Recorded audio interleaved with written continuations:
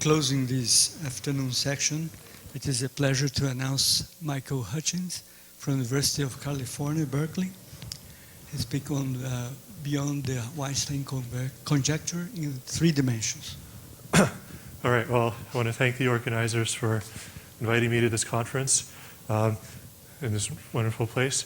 I've only been in Brazil once before, 2 years ago. I looked at my talk title, and it was Extensions of the Weinstein Conjecture in 3 Dimensions. But there has been some progress since then, which I'll tell you about. So I'm first going to briefly review what the Weinstein conjecture says, and then I'll state some theorems and conjectures, more conjectures and theorems about extending it, either by increasing the number of Rabe orbits or by proving the existence of orbits with particular properties, such as short Rabe orbits. I'll explain in detail. And then I will review embedded contact homology, which is the tool that I use to prove what little I can prove about this. And then I'll explain the proofs of a couple of theorems. So, okay. So recall that if you have a 3-manifold Y, or I guess we're doing a 2n minus 1 dimensional manifold, then a contact form is a 1-form lambda such that lambda wedge d lambda to the n minus 1 is everywhere non-zero. And then the contact form determines a ray vector field. So where's the green thing? Right here. Okay, so it's the kernel of d lambda, and that fixes it up to scaling. And then it's actually important to scale it so that lambda of r is equal to 1. That will really matter later, as you'll see. There's also the contact structure xi, which is the kernel of lambda with an oriented hyperplane field in y. And a Rabe orbit, well, we've seen these already in some of the previous talks, but a Rabe orbit is just a closed orbit of this vector field, which I think of as a map from r mod t times z to y, such that gamma prime is always pointing and is always equal to r at that point. And such a Rabe orbit may be multiply covered, so p might not be the smallest possible. That gives you the same image in y. So I guess I need to connect with conservative dynamics. So here's the connection, which most of you know, but if you take a star-shaped hypersurface in R2n, or more generally, you can take any contact-type hypersurface in a symplectic manifold. But anyway, if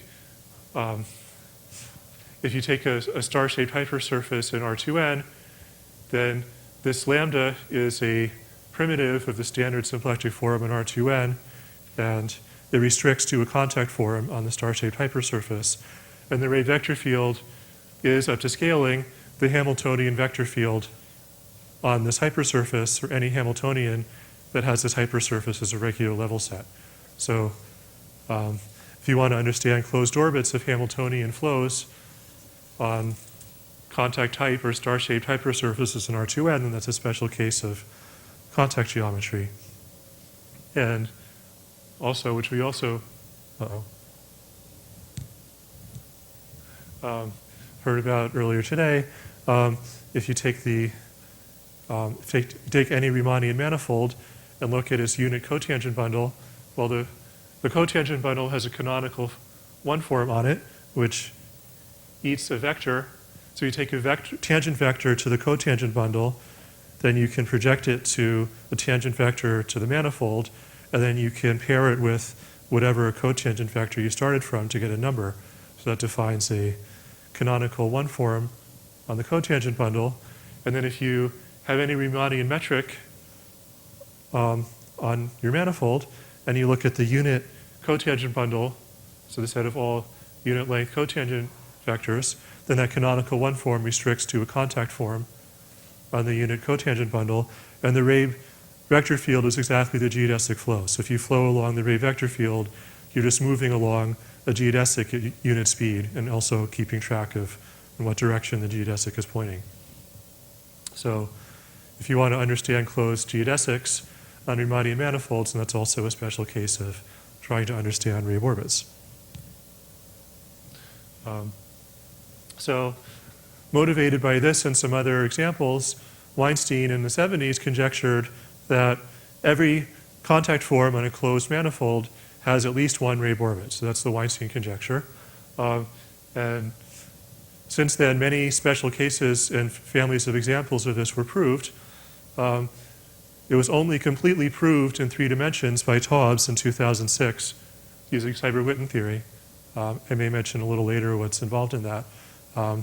Some higher dimensional cases are known, but it's still, in general, an open problem. But anyway, in 3 dimensions, every contact form has at least one ray orbit.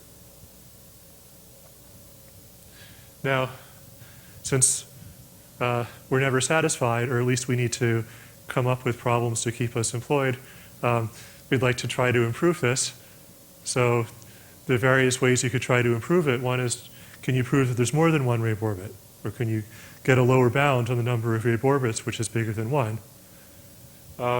You could also try to prove that there exist ray orbits that satisfy various properties. So one property you could ask for is for the ray orbit to have an upper bound on its length. And you could also say, well, why are we looking at ray vector fields? Can we consider some more general vector fields on 3 manifolds and prove that those always have closed orbits?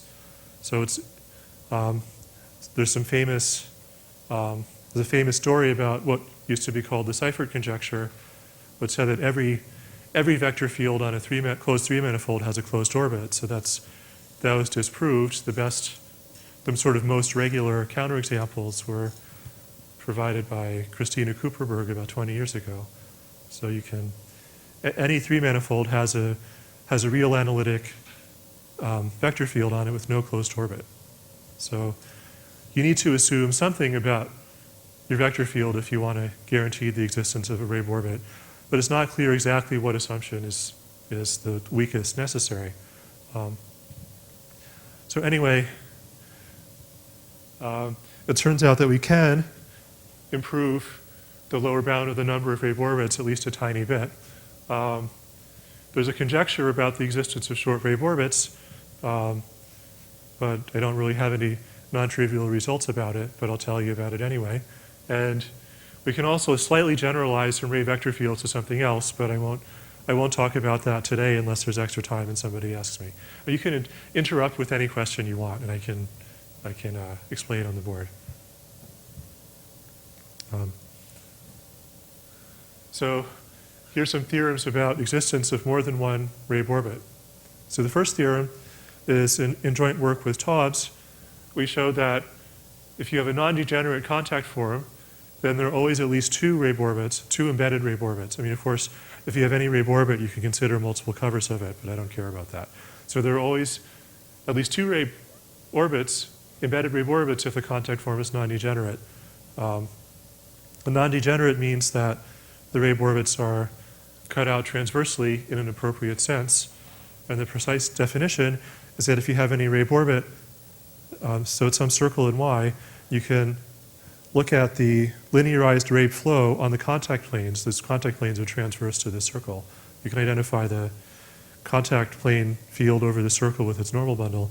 And anyway, the linearized ray flow, if you start at some point in the circle and follow it all the way around, it defines a symplectic 2 by 2 matrix, or just a symplectic automorphism of this 2-dimensional symplectic vector space. And you say that the ray orbit is non-degenerate if that symplectomorphism, that return map, does not have 1 as an eigenvalue. Then one can prove that if the contact form is generic in a suitable sense, then all ray orbits, including multiple covers, are non-degenerate, and that's what we mean when we say that the contact form is non-degenerate. And another theorem says that if Y is not the 3 sphere or a lens space, and again, if the contact form is non-degenerate, then there are actually at least 3 ray orbits.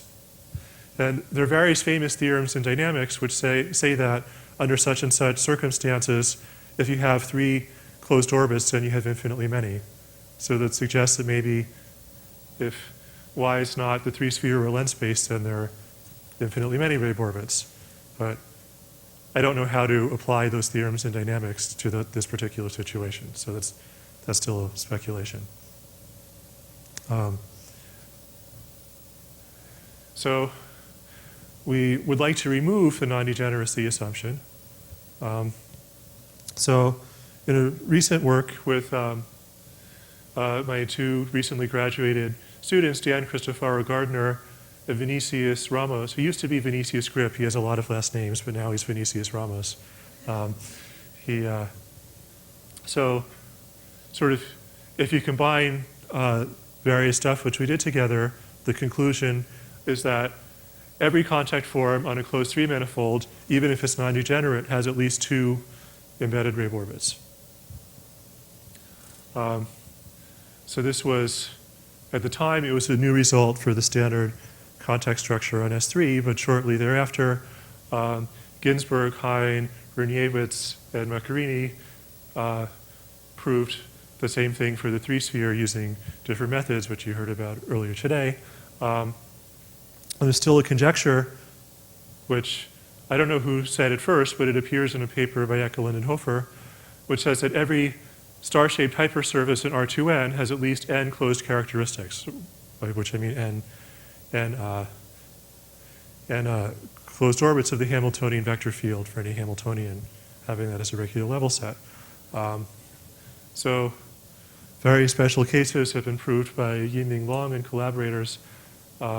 This is actually, if you assume that the contact form is non-degenerate, then this is actually not too hard to prove if you believe that the contact homology algebra exists, which hopefully will be proved by polyfold theory. But then the really hard part is to prove this if the contact form is degenerate. Okay, so here's an example. Let's look at an ellipsoid in R4. So we pick two positive real numbers. Let's assume that their ratio is irrational. And the ellipsoid is a set of pairs of complex numbers in C2 such that the absolute value of Z1 squared over A plus the absolute value of Z2 squared over B.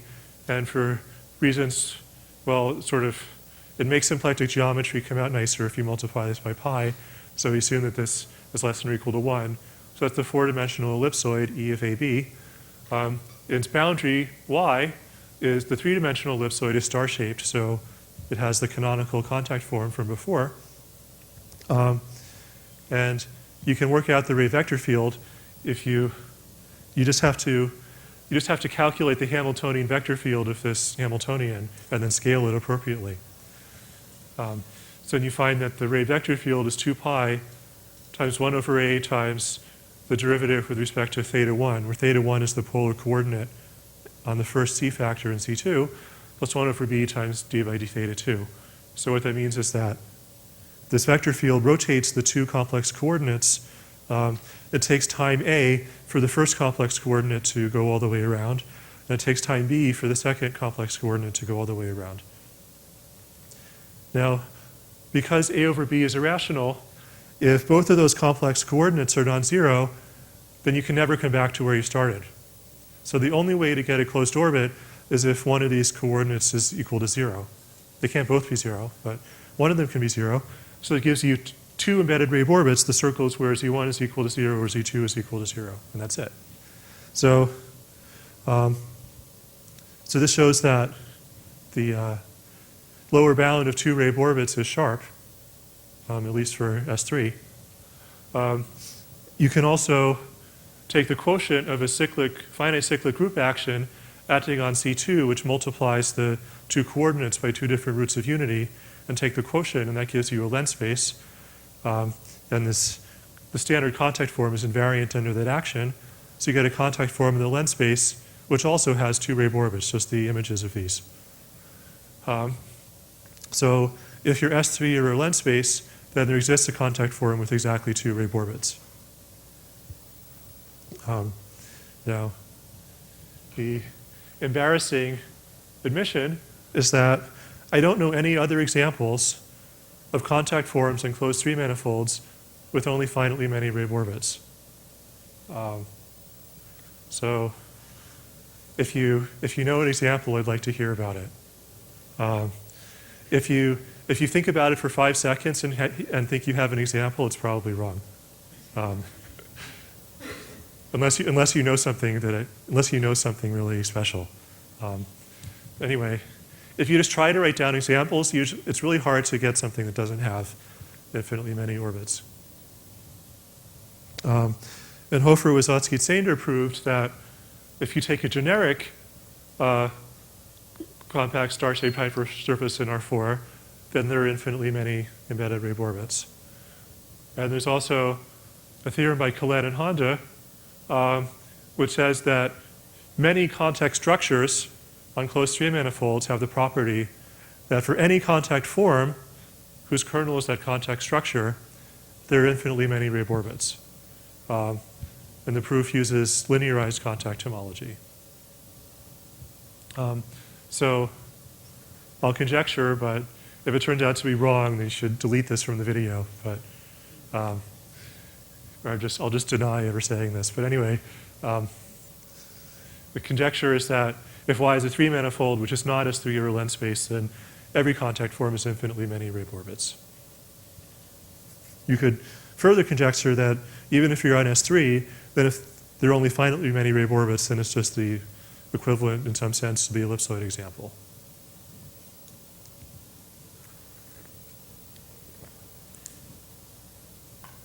Okay, so now here's some more conjectures. So we could ask whether there exist short Rabe orbits. So if gamma is a Rabe orbit, we define its symplectic action to be the integral of the contact form over this orbit. Or said differently, it's just the time that it takes for the Rabe vector field to flow all the way around the orbit. That's the period of the orbit. So we call it the symplectic action or length. So you could say, can you prove that there exists a Rabe orbit with an a priori upper bound on its length? Well, no. Because if you have any contact form, you can multiply it by a positive constant. You get another contact form, and that multiplies the action of all Rabe orbits by that constant. So the Rabe orbits are the same, just the Rabe vector field is moving more slowly. So the Rabe orbits are longer. But you can make a more sensible statement as follows. So we define the volume of a contact manifold to be the integral over Y of the canonical volume form that the contact form determines, lambda wedge d lambda. So if you scale the contact form by some constant, then you scale the volume by the square of that constant. So you could ask, given the contact structure, does there exist some constant depending on only on that contact structure, such that, let's say if the volume is equal to 1, then there exists a Rabe orbit whose action is less than or equal to the square root of that constant. Or you could just say, does there exist a Rabe orbit such that the square of the action is less than or equal to some constant times the volume? So this inequality is invariant under scaling. So there's some, you could define C to be the sort of supremum of the length. You could define C to be the smallest constant that works, so that might be infinite. So I don't know if there's a finite constant. If there is a finite constant, then maybe that's some invariant of the contact structure. Now, well, let's be a little more bold. So let's conjecture that this constant is always equal to 1. Okay? Again, if this turned out to be false, then I will deny having ever said this. But anyway, let's conjecture that for any closed contact three manifold, there's a Rabe orbit whose action is less than or equal to the square root of the volume.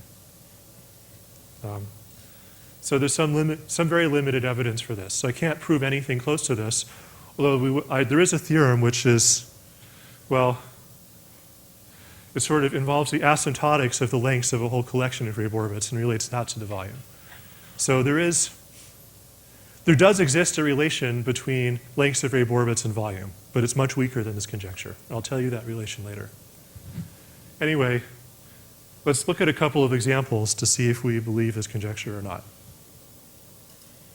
So So a trivial example is S1-invariant contact forms of the following form.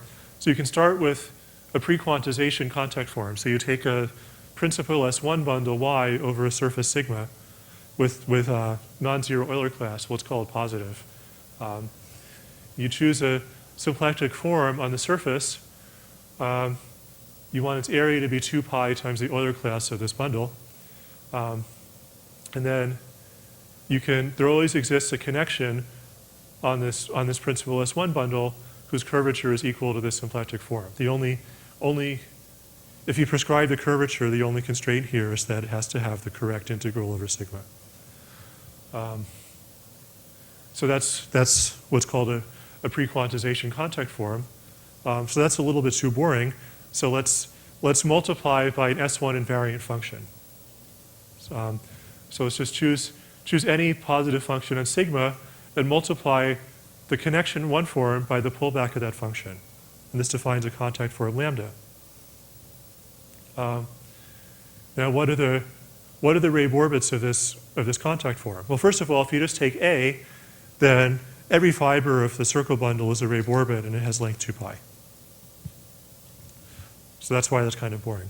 But once we multiply by this function f, well, if you look at the fiber over a critical point of f, then that's still a Ray orbit.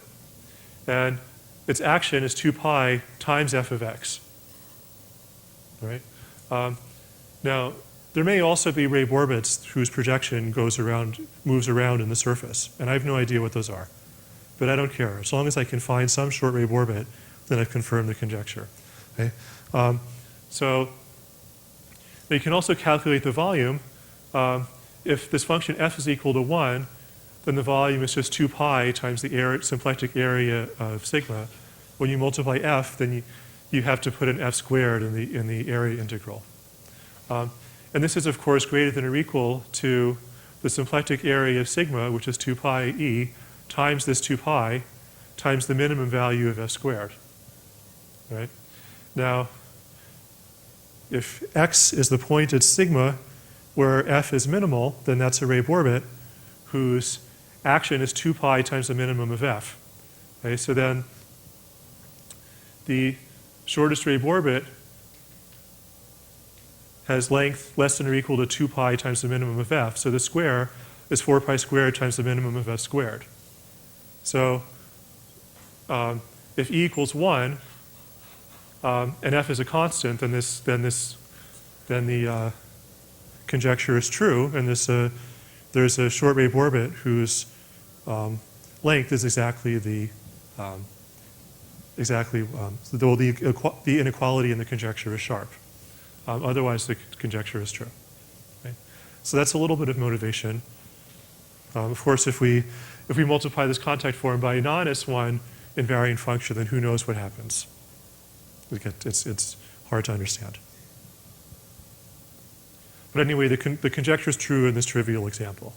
Now when I've told people about this conjecture, well, as we saw before, geodesic flows on surfaces are a special case of contact of Ray flows on 3 manifolds. So various people have said, well, maybe geodesic flows will give you a counterexample of this conjecture. So far, nobody's presented me a counterexample that worked. So let me tell you about my failure to find a counterexample in this case. So the conjecture says something about geodesic flows. It says that if you have a Riemannian metric on a surface, then there exists a short geodesic. So that's some statement. I don't know if that statement is always true or not, but I have failed to find a counterexample to that statement. Okay?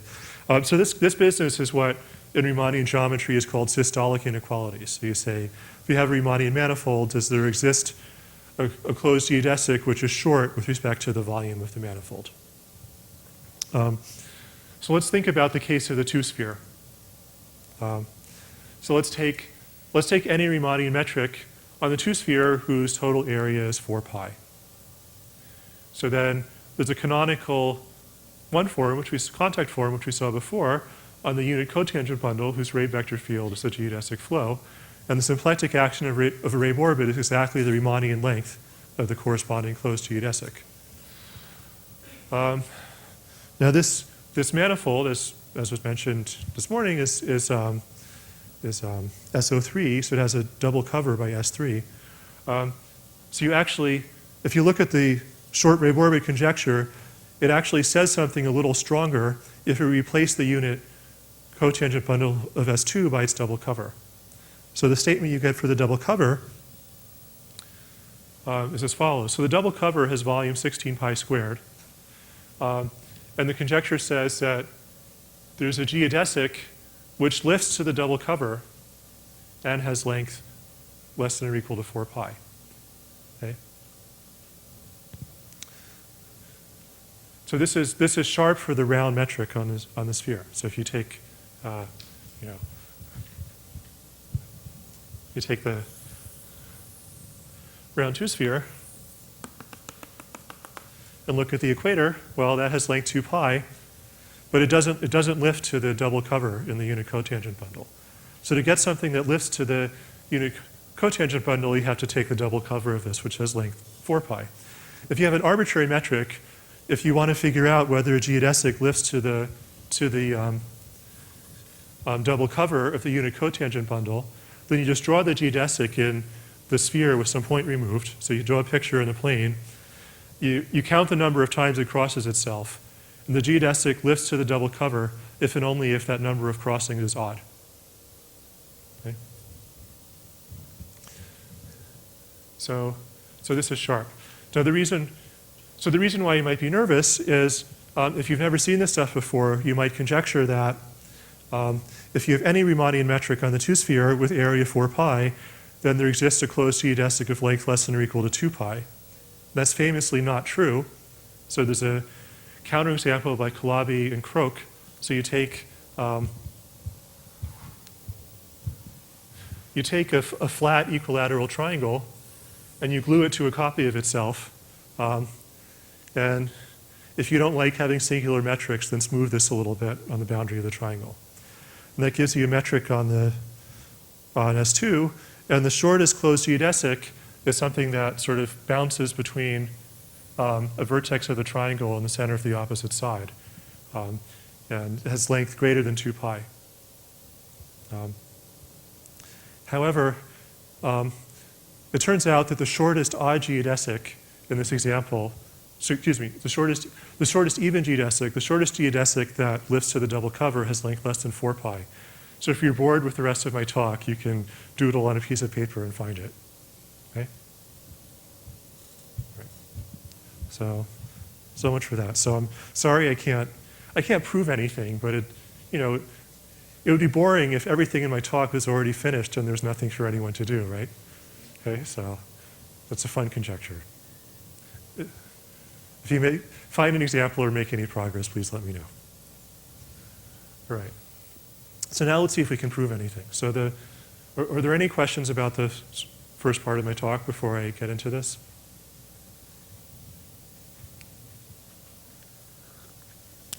Okay. So I want to tell you about how to prove the existence of 2 Riemann orbits. And the tool we need is embedded contact homology. Well, you can do this with other tools. But anyway, the tool that we'll use is embedded contact homology. So it's some gadget which, in some sense, keeps track of all the Riemann orbits on the contact 3 manifold in certain relations. Well, sort of all versions of contact homology do this. The embedded contact homology is sort of an extraordinarily complicated version of contact homology, but it's the one that we can use to prove the theorem. So here we go. So the data that you input into this theory is a closed 3 manifold, a non-degenerate contact form, and you also fix a one-dimensional homology class gamma. And then we're going to define a chain complex,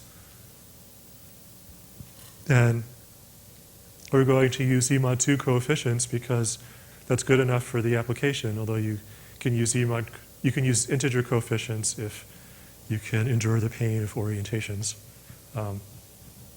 Anyway, so a generator of this chain complex is is basically a collection of Rabe orbits with multiplicities. So it's a finite set of pairs, alpha I comma mi, where these alpha i's are distinct embedded Rabe orbits. The mi's are some positive integers, which you can think of as multiplicities. We assume that the total homology class of these Rabe orbits, counted with their multiplicities, is equal to this class gamma that we fixed. And there's a technical condition, which is that this multiplicity has to be 1 whenever the Rabe orbit is hyperbolic, meaning that the linearized return map has real eigenvalues. The other case is that it has eigenvalues on the unit circle. So those are the generators. And the differential is going to count certain holomorphic curves in R cross Y. So this is what you do to get started defining any version of contact homology is you choose an almost complex structure in R cross Y such that it sends the derivative of the R direction, and I denote that R coordinate by S. It sends the derivative with respect to S to the Rabe vector field. It sends the contact planes to themselves. There's an orientation condition, which is that it rotates positively with respect to d lambda. And the almost complex structure is R invariant. So it's R invariant under translation of this R coordinate. And then the differential, I can draw a picture. I haven't figured out how to draw pictures on slides yet, but I can draw them on the board.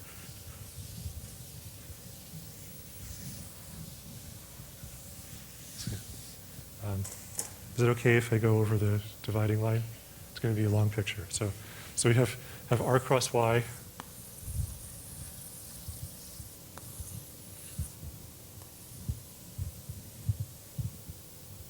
So this is the R direction. And we have some collection of Rabe orbits alpha over here. We have some other collection of Rabe orbits beta over here. And we're looking at J holomorphic curves in R cross Y, which asymptotically go between alpha and beta.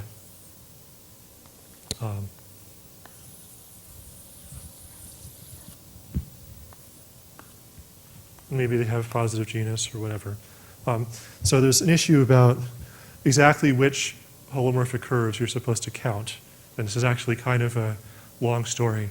So I gave a mini course last summer, and it took me 4 lectures to get to the definition of exactly which holomorphic curves you count. So I'm not going to explain that today. But I have some lecture notes on my webpage if you want to read about that.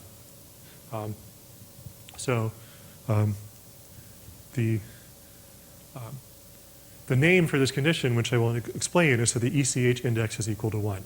So it's some mysterious number. We look at curves where that mysterious number is equal to 1, and we count them. And these holomorphic curves turn out to be embedded, except that you can have multiple covers. They can include multiple covers of cylinders of the form R across the Rabe orbit, but the rest of the curve is embedded. So that's why it's called embedded contact homology. We don't count all embedded holomorphic curves. We just count the embedded holomorphic curves that have ECH index equal to 1. So there's this theory, and we proved that d squared equals 0, so it has a well-defined homology, and that's the embedded contact homology. It has various additional structure on it. What's relevant for the talk today is there's a UMAP. I guess I forgot to say in the definition of the differential, you're counting curves in R cross Y. I mean, you can always translate such a holomorphic curve in the R direction to get another one. But in the differential, you count holomorphic curves modulo R translation. So they're in one-dimensional families if you include the R translation. And then after you mod out by the R translation, they're isolated points. Now the UMAP counts holomorphic curves that live in two-dimensional families, but you fix a marked point in R cross Y, and you require the curves to go through this marked point.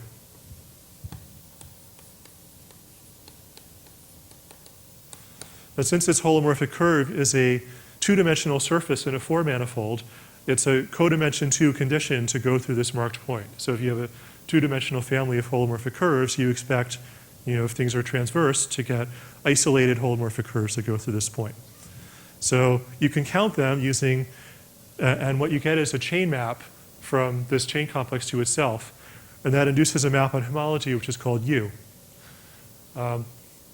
If we assume that our three manifold is connected, then it doesn't depend on the choice of marked points. So if you have two different marked points, you can choose a path connecting them and use this to define a chain homotopy between the two different chain maps that define the two different U maps. If Y is disconnected, then there's a different U map for each component of Y. And the U map turns out to be very important for the applications. So, for example, there's a theorem I stated earlier which says that if the contact form is non-degenerate, and if Y is not S3 or a length space, then there are at least 3 Rabe orbits. Well, how on earth are you supposed to use the assumption that Y is not S3 or a length space? Well, what you do is you assume there are only 2 Rabe orbits, and you prove that Y is S3 or a length space. How are you going to prove that Y is S3 or a length space? Well, what you do is you find a genus 1 Heegard splitting of Y. And where does this genus 1 Heegard splitting come from? Well, it comes from holomorphic curves. So you find a foliation. So you take your 2 Rabe orbits, and you find a foliation of the complement of these 2 Rabe orbits in Y by annuli. And that gives you a genus 1 Heegard splitting. And these annuli are the projections to the 3 manifold of some holomorphic curves in R cross Y. And these holomorphic curves are counted by the U map. So, basically, for those of you who are not so much in symplectic geometry, every time you find a holomorphic curve, this tells you something about symplectic geometry. That's sort of the whole point about holomorphic curves.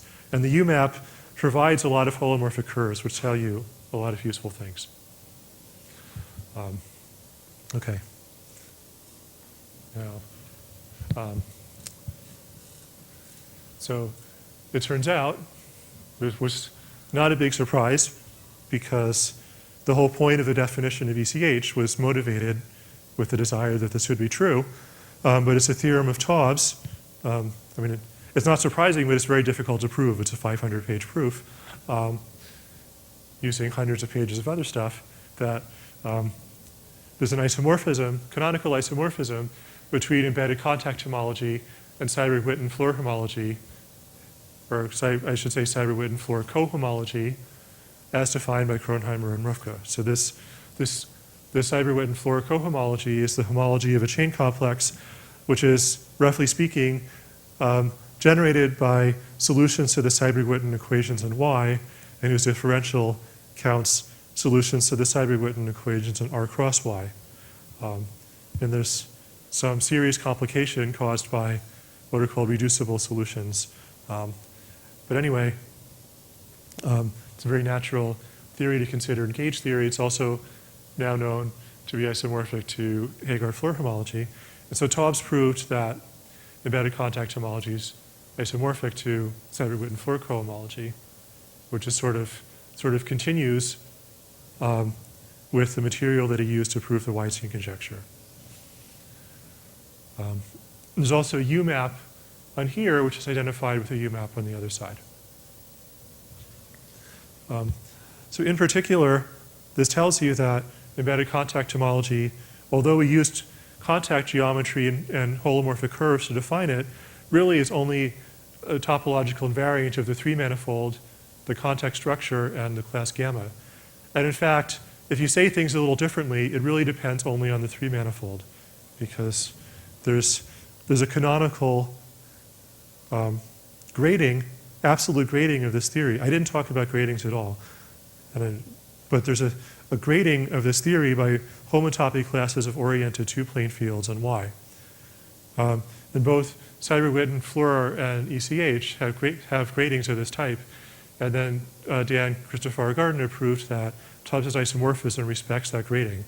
So if you regard both ECH and Seiberg-Witten as graded by homotopy classes of oriented plane fields, then you can just write the isomorphism like this and say that ECH of Y with any contact form is isomorphic to the Seiberg-Witten-Floer homology of Y. So it's really a topological invariant. And that's important because we can look up various basic facts about Seiberg-Witten Floer homology from Kronheimer and Ruffa's book. And those tell us things about embedded contact homology, which we can use to deduce applications to contact geometry. Get closer for this to work. Come on. Okay. So here are some of those properties. So first of all, for each value of the grading, the embedded contact homology is finally generated. This is not at all obvious from the definition because, as we saw before, usually there are infinitely many Raybohr bits. So there are infinitely many. In fact, even if there are only finitely many Raybohr bits, there's still infinitely many generators of this chain complex. So from the ECH point of view, it's not at all obvious why this should be true. Now, if the first Chern class of the contact plane field plus twice the Poincare dual of gamma is a torsion class in the second cohomology of Y. And it turns out that there's an absolute Z grading of this theory. It's not canonical, but there's a Z grading. If you just pick one, then the ECH vanishes when the grading is sufficiently small.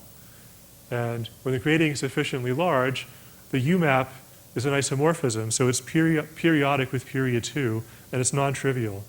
So at least in every other grading, it's non-zero. It's either non-zero in every grading when the grading is sufficiently large, or it's non-zero in every other grading when the grading is sufficiently large.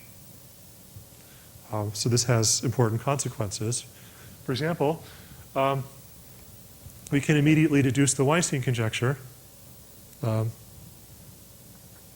course, Taub's already proved that without going through the whole business of proving this isomorphism. But anyway, once you have the isomorphism, the Weinstein conjecture is an immediate consequence. And moreover, it says that if lambda is non-degenerate, and if this cohomology class is torsion, then there exists a non-empty generator of the chain complex with total homology class gamma. Of course, if lambda is degenerate, then there exists a Raybohr bit. Because non-degenerate says for all Raybohr bits something holds. So if that doesn't hold, then there has to exist a Raybohr bit. If lambda is non-degenerate, then there has to exist a generator of the chain complex with this property. There is always, you can always find a class gamma with this property, basically because the tangent bundle of any oriented three manifold is parallelizable. So the proof is, if you had a counterexample to the Weinstein conjecture, then the only generator of the ECH chain complex would be the empty set of Raybohr bits. So ECH would be Z mod 2 when the class gamma is 0 and 0 otherwise. However, we know from the previous slide that ECH is infinitely generated, and that's a contradiction.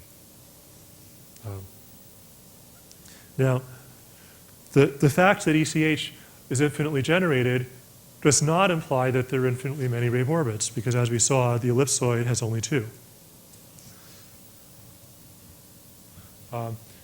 Anyway, there's one additional piece of structure we need, which is filtered ECH. So if you have any generator of the ECH chain complex, you can look at its symplectic action. So that's just the total of the symplectic actions of all the orbits in it counted with multiplicities. And the conditions on J from before imply that the differential decreases the action. It's basically Stokes' theorem. So if you have a holomorphic curve like this going from alpha to beta, you just integrate d lambda over this holomorphic curve. And the conditions on J force d lambda to be everywhere non-negative and in fact sometimes positive on the holomorphic curve. And then by Stokes' theorem, that's the action of alpha minus the action of beta. So that means that for any real number L, if you just look at those generators that have action less than L, then that's a subcomplex. And its homology is what we call filtered ECH, and we denote it by ECHL. And it's important to note that this filtered ECH really depends heavily on the contact form and not just the contact structure. So while the regular ECH is a topological invariant of the three manifold, this is very, very sensitive to the contact form. So it's going to tell us things about wave orbits. Now, to get useful information, we can define some spectral invariants. So this is similar to spectral invariants that have been used in other kinds of Floer homology for a long time. So if you have any class in the embedded contact homology which is non-zero, let's call it sigma, then we define a spectral number, C sigma of Y lambda. And this is the infimum of L such that the class sigma in the full ECH is represented by some class in the filtered ECH.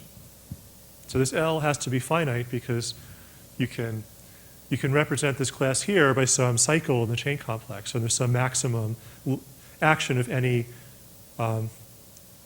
generator in that cycle. And so then you say, well, how small can I make that? And that's the L. So it's sort of a min-max. So it's sort of minimum over all cycles representing this class at the maximum action of a generator in that cycle. And this is related to the short wave orbit problem because by definition, there exists a generator of a chain complex whose symplectic action is equal to this spectral number. Now, there is the empty set of wave orbits defines a homology class in ECH. So of course, that spectral number is 0, and you get the empty set of wave orbits. But if sigma is a different ECH class, then any cycle representing that class has to contain a non-empty collection of wave orbits. So if sigma is not the class of the empty set, then there exists a non-empty ECH generator whose action is equal to this number. In particular, there exists a wave orbit whose action is less than or equal to that number. So that means if you can get any kind of upper bound on this number, then you get an upper bound of the length of a wave orbit. And this number is actually perfectly well defined for degenerate contact forms. So even though ECH depends on a non-degenerate contact form to define it, if you have a degenerate contact form, then you can just take a limit of non-degenerate contact forms converging to it. You can prove that these numbers are suitably continuous. So that limit is well defined. So let's look at the boundary of an ellipsoid again. So as we saw before, there are two wave orbits. They're both elliptic as it happens. So a generator of the ECH chain complex is you can take one wave orbit with some non-negative multiplicity m, the other wave orbit with some non-negative multiplicity n, and the action of that generator is am plus bn. It turns out that in this example, for grading reasons, which I don't have time to explain, the differential vanishes. So the different spectral numbers that you can get are just all of the non-negative integer linear combinations of A and B. It's also a fact that if you list these generators in order of increasing action, then U sends the case generator to the k minus first generator. Okay. All right. So there's one more fact. I'm not sure I'm going to have time to use this. So I'll come back to this if we have time to use this. But anyway, let's just, in short, these spectral numbers behave well with respect to symplectic cobordisms between contact manifolds.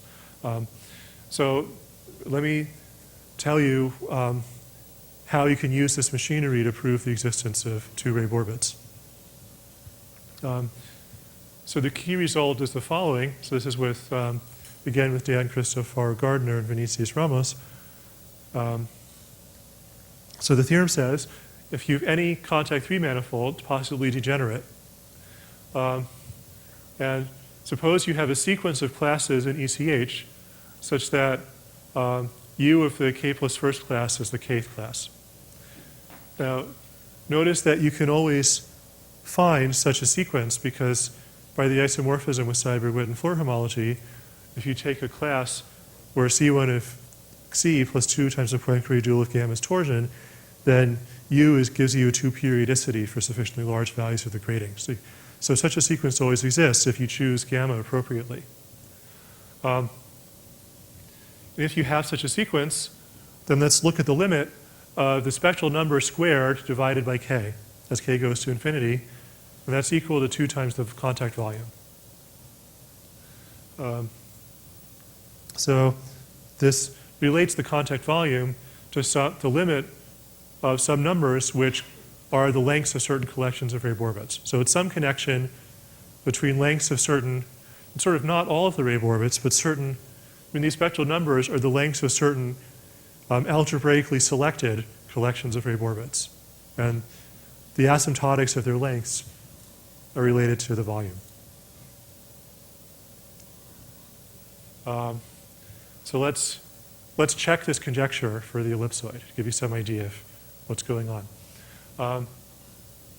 So remember I said that, so in the ellipsoid, we can sort of call the classes sort of zeta 0, zeta 1, zeta 2, and so on. So U sends each one to the previous one.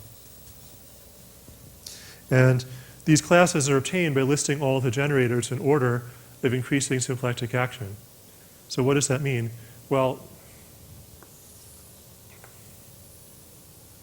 so let's look at the xy plane. And let's look at a line of the form ax plus by equals L. And suppose this line in the first quadrant goes through some lattice point. Okay? So this lattice point is some pair m comma n of non-negative integers such that am plus bn is equal to L. So this L is one of these spectral numbers. And which one is it? Well, you can sort of move this line up or down, and that will increase or decrease L. And every time this line hits a lattice point, that gives you a new generator. So we look at this triangle, and we just count. Well, that's a terrible picture because the lattice doesn't look like that. Well, anyway, let's try to make this a little better.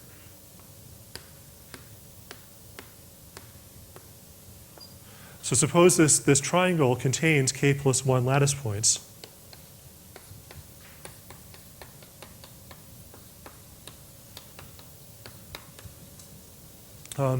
Then this L is equal to the spectral number associated to zeta k.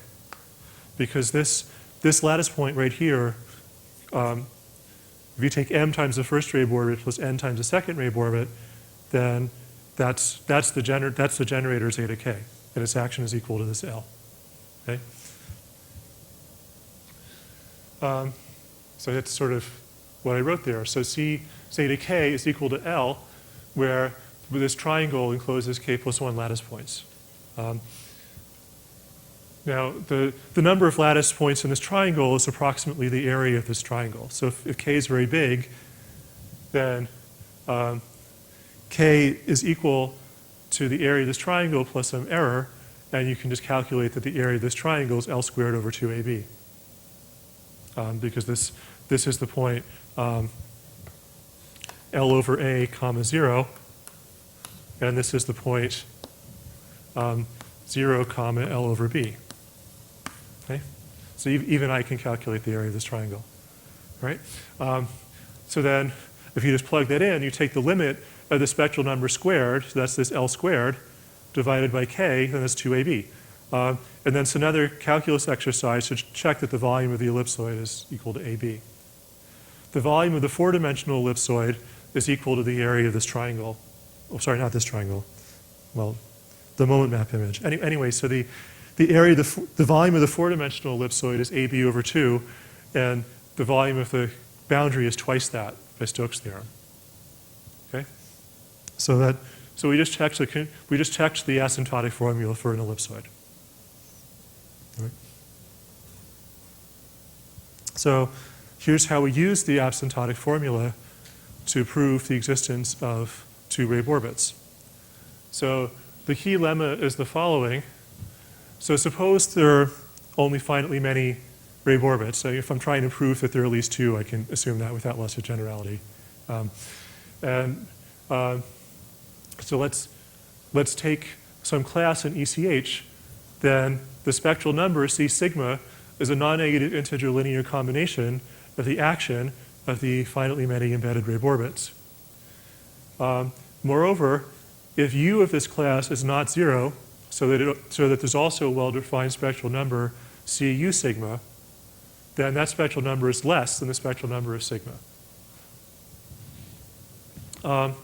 So if the contact form is non-degenerate, then this is pretty obvious from the definitions. The spectral number is equal to the length of some ECH generator. And the UMAP, because it counts holomorphic curves, decreases symplectic action. So the tricky part is to prove this when the contact form is degenerate.